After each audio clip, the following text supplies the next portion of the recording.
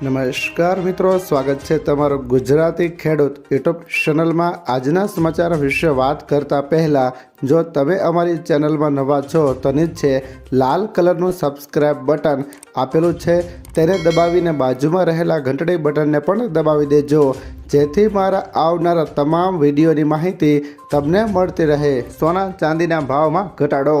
India Boolean advisers association અનુસાર 24 caret સોનાના 10 ગ્રામનો ભાવ 6,149 ઘટીને 1,61,000 પ્રતિ 10 ગ્રામ થયો છે। અગાઉ સોમવારે તેની કિંમત 1,67,000 પ્રતિ 10 ગ્રામ હતી। દરમિયાન 1 કિલોગ્રામ ચાંદી 23,417 ઘટીને 2,84,000 પ્રતિ કિલોગ્રામ થઈ ગઈ છે। અગાઉ સોમવારે તેની કિંમત 2,89,000 પ્રતિ કિલોગ્રામ હતી। ત્યાર પછીના સમાચાર વિશે વાત કરીએ તો શ્રીલંકા નજીક ઈરાની યુદ્ધ જહાજ પર હુમલો। શ્રીલંકાના દરિયાકાંઠે ઈરાની જહાજ પર સબમરીન દ્વારા હુમલો થયો છે।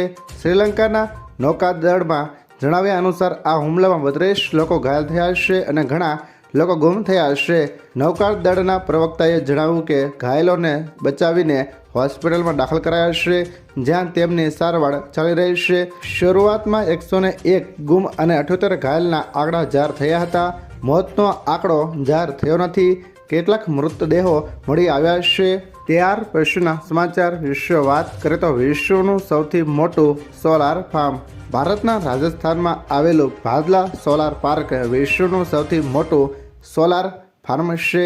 તે આશરે 14,000 એકર વિસ્તારમાં ફેલાયેલું છે, જે 2,245 મેગાવોટથી વધુ વીજળી ઉત્પન્ન કરવાની ક્ષમતા ધરાવે છે।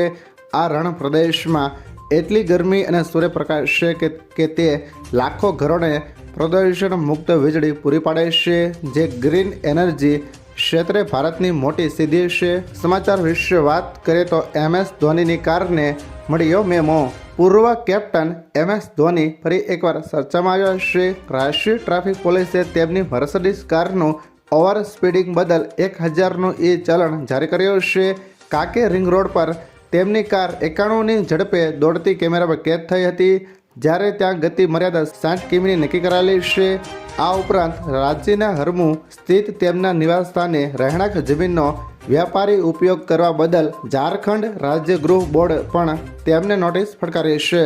48 કલાકમાં PM મોદીએ 8 દેશોમાં કરી વાતચીત। મધ્ય પૂર્વમાં વધતા તણાવ અને ઈરાન, ઇઝરાયલ, અમેરિકા વચ્ચેના સંઘર્ષો વચ્ચે ફસાયેલા ભારતીય નાગરિકોને સુરક્ષિત પરત લાવવા કેન્દ્ર સરકારે યુદ્ધ સ્તરે પ્રયાસો શરૂ કર્યા છે।